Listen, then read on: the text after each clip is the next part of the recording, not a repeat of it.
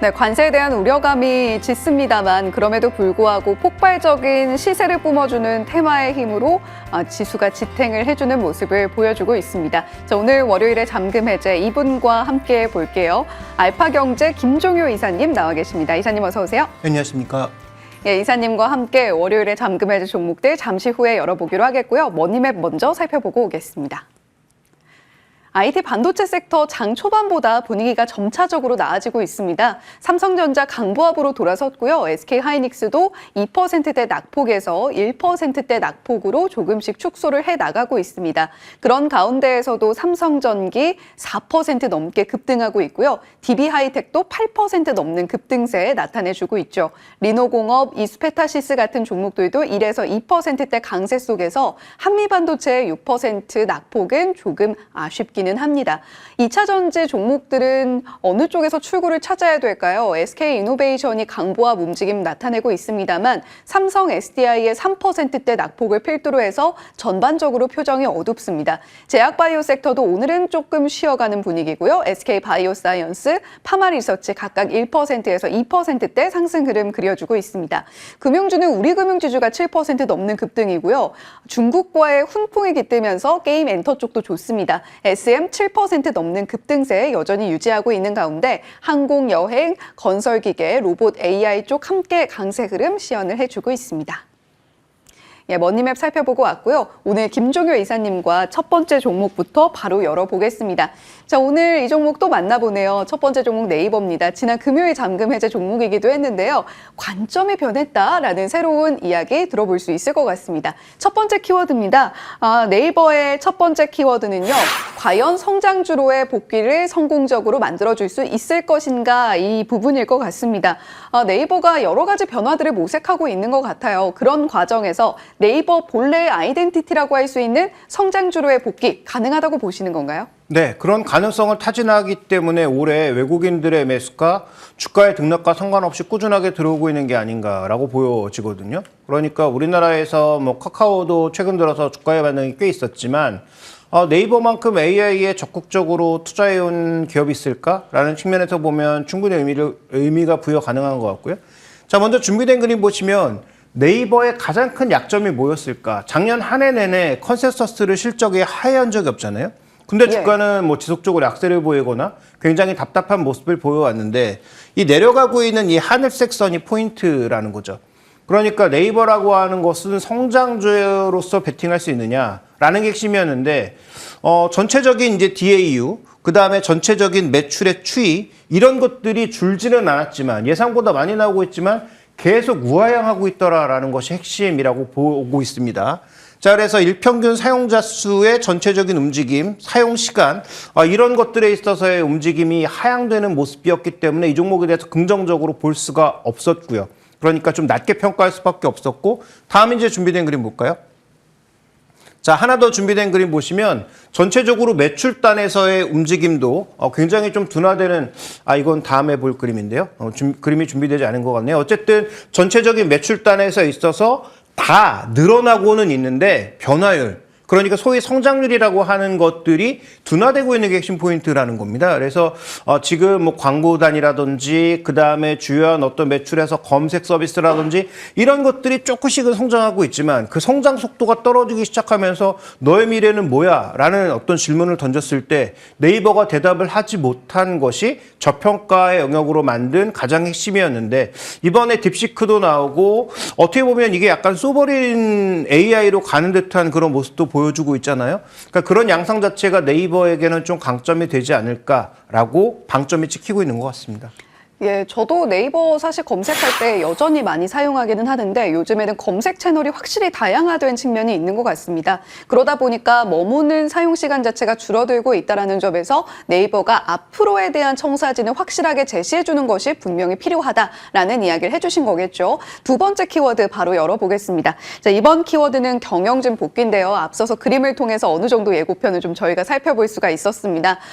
네이버의 아버지 이해진 회장이 복귀한다라는 소식이 또 네이버를 뜨겁게 달구기도 했죠. 네, 그렇습니다. 이번에 그 주주총회를 통해서 아마 등기사로 다시 들어올 가능성이 높은데, 뭐, 이 GIO 의장이 들어온다라고 하는 것이 어떤 의미를 지닐까가 핵심이라는 거죠. 그러면 기존의 한성숙 CEO라든지, 이번에 지금 최수연 CEO가 못했을까? 그렇지 않잖아요. 예. 이번 실적을 보면, 아까 작년 실적이죠. 작년 실적을 보면 매출도 10조를 넘었고, 이익률도 꽤 나오고 있는 상황이죠. 그러니까 여러 가지 구조조정을 통한 비용 통제 문제도 있었고, 그 다음에 실제로 여러 가지 숫자분에 있어서 정리도 나타나면서 외형 성장과 더불어서 수익성도 일정 부분 챙기는 그런 모습이 나타나고 있음에도 불구하고 왜 이제 은둔의 CEO라고 하는 이해진 GIO 의장이 부각됐을까라고 하는 것은 기존의 C레벨에서 결정할 수 없는 그런 결정 사항이 생겼다라는 것을 방증하고 있는 거죠. 그러니까 과거에 이분이 그렇게 전면에 나섰던 적이 별로 없습니다. 전면에 나섰을 때 보면 항상 뭔가 굴곡이 있었을 때 나와서 큰 결정을 하고 다시 또 뒤로 물러나는 것을 지금까지 반복해 왔는데요. 그렇다면 이해진 GIO 의장의 등장 자체는 결국은 네이버에서 기존의 C레벨들이 결정할 수 없는 아주 큰 결정을 할 가능성이 높아졌다라는 것을 의미하는 것이고, 그것이 이제 최수연 대표가 이번에 뭐 실적 발표 구간에서 얘기했던 다른 LLM과의 협력이 될 수도 있는 거고요. 아니면 뭐 공격적인 M&A도 될 수 있을 것 같고요. 그다음에 다양한 산업에 있어서의 어떤 협력 관계를 내포하는 것이 아닐까? 우리가 이제 추정해 볼 수 있는 거죠.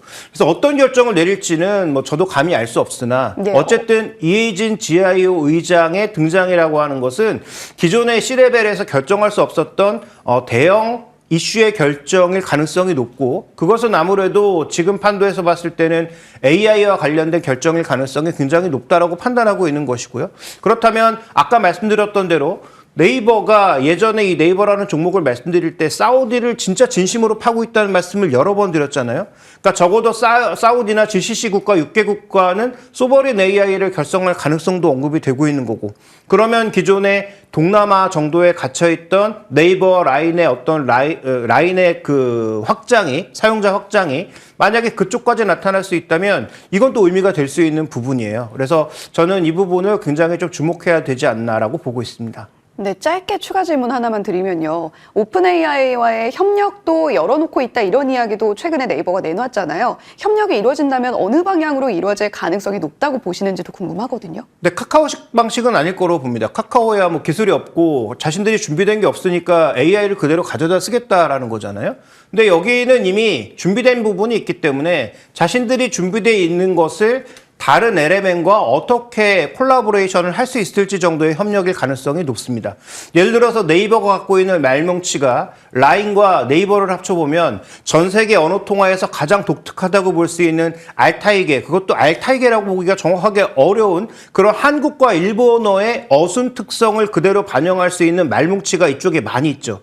그러면 다른 국가들이 AI를 적용하는 과정에 있어서 자연어를 적용하는 게 굉장히 중요한데, 한국어와 일본어 말뭉치가 가장 많은 업체가 어디일까를 살펴보면 여기거든요. 예. 여기와 협력하면 실제로 일본어와 한국어를 적용하는 과정에서 가장 스무스하게 적용할 수 있는 AI라는 측면에서 보면 저는 그 정도의 협력은 아마 오픈 AI나 아니면 다른 뭐 제미나이 같은 업체들 쪽에서도 충분히 관심을 가지고 한번 협력해 볼 만한 그런 이슈가 아닌가라고 보고 있습니다. 예, 가장 한국적인 AI를 가장 세계적인 AI, 오픈 AI와의 협력을 만들어내면서 시너지를 더 받아갈 수 있을 것인가, 이런 부분들까지 체크를 해봤습니다. 세 번째 키워드는 밸류에이션인데요. 네이버가 그동안 최근 들어서 그래도 조금씩 올랐다고는 해도 여전히 좀 주가가 싼 것이 아닌가, 이런 생각도 들거든요. 어느 정도 밸류로 보세요? 네, 이제 뭐 PB 밸류도 지금 뭐 그렇게 비싸지 않지만 PB 밸류를 봤을 때 성장주로 우리가 취급했을 때는 뭐 7배라고 하는 다소 굉장히 무리해 보이는 그런 가격까지 올라갔었잖아요.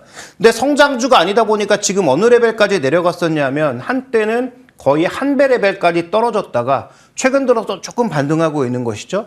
그런데 AI를 축으로 해서 다시 이제 성장의 고리로 올라탈 수 있다면 최소한 지금 이 내려가고 있는 YOY 변화율이 매출이든 이익이든 이런 식으로 다시 터닝하는 모습을 보여준다면 저는 올해 내로 한 2배 정도까지는 시도할 수 있지 않을까라고 보여집니다.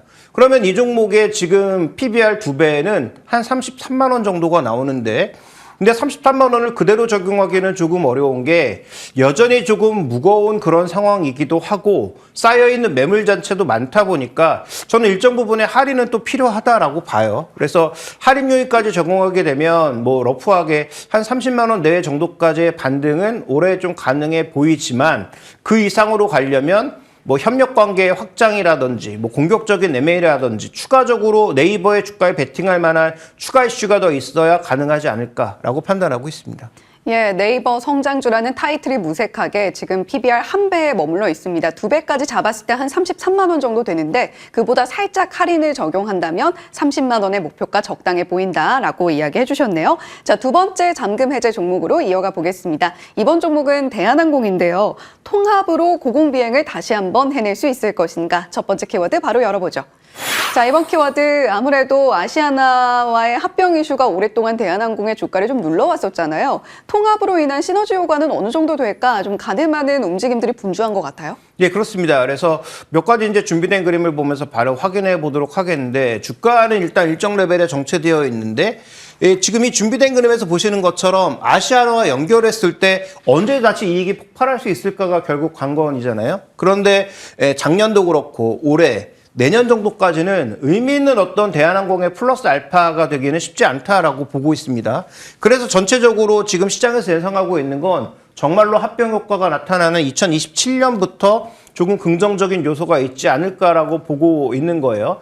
다만 여기엔 변수가 뭐 너무 많죠. 세계 뭐 병증의 뭐 확산 같은 것들이 나타나게 되면 또 뭐 줄어들 수도 있는 거고, 그다음에 글로벌 분쟁 같은 게 확산됐을 때도 변화가 있을 수 있고요. 그래서 여러 가지 변수들이 놓여있기 때문에 이런 것들을 조금 따져볼 필요가 있을 것 같은데 어쨌든 중요한 것은 시간이 필요하다라는 것이고 지금 당장은 합병 과정에서 여러 가지 비용을 상계하고 또 잘라내야 될 부분도 있고 노선도 통합하고 이런 과정을 겪다 보니까 아마도 단기적으로 뭔가 급격한 반등 추이를 보이기에는 조금 시간이 걸리지 않을까라는 그런 분석을 해볼 수 있을 것 같습니다.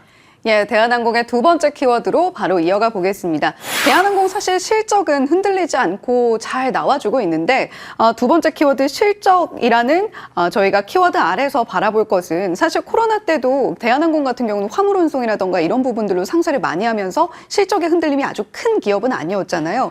그런데 일단 합병 이슈는 조금 뒤로 밀어놓더라도 지금 현재 나오고 있는 실적 자체는 어떻게 보여지고 있나요? 네, 실적은 한 가지 긍정적이고 한 가지 부정적인데 이게 올해 와서는 또 어떤 식으로 바뀔지 조금 확인이 필요하긴 합니다.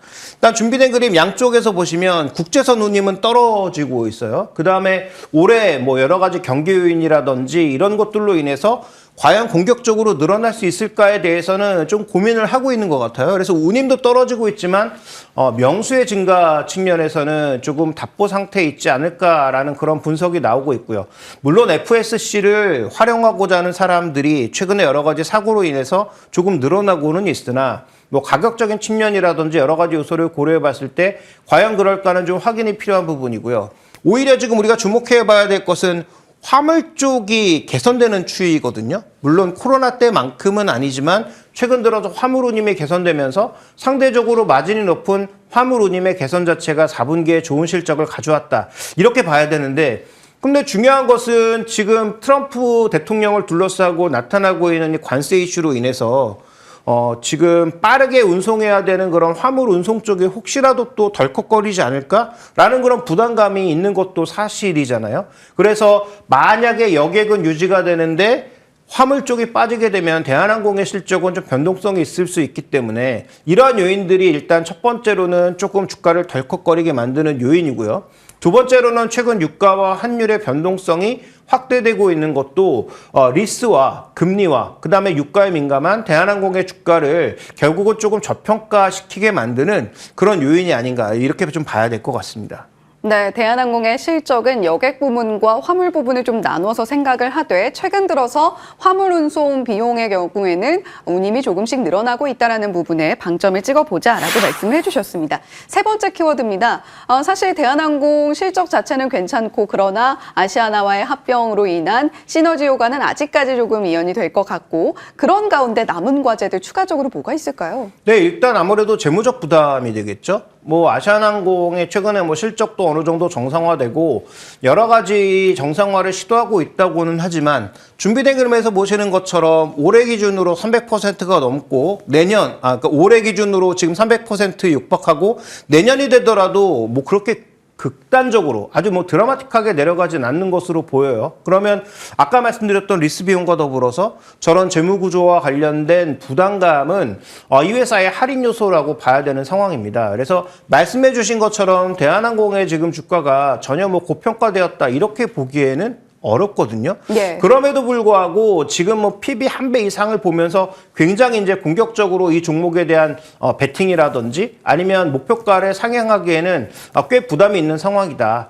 그렇다면 PB 1배 내외를 중심으로 해서 우리가 좀 이 종목을 바라볼 필요가 있지 않겠느냐라고 보고 있고 아까 이제 네이버에서 일정 부분 할인을 적용한 것처럼 이 종목의 주가도 3만 원 이상을 좀 보기에는 한계가 좀 있지 않느냐. 그래서 PE 기준으로도 7배 아래, 그 다음에 지금 PBR 기준으로도 1배를 넘어가기에는 아직은 조금 한계가 좀 충분히 놓여있지 않느냐. 이렇게 좀 봐야 될 것 같습니다.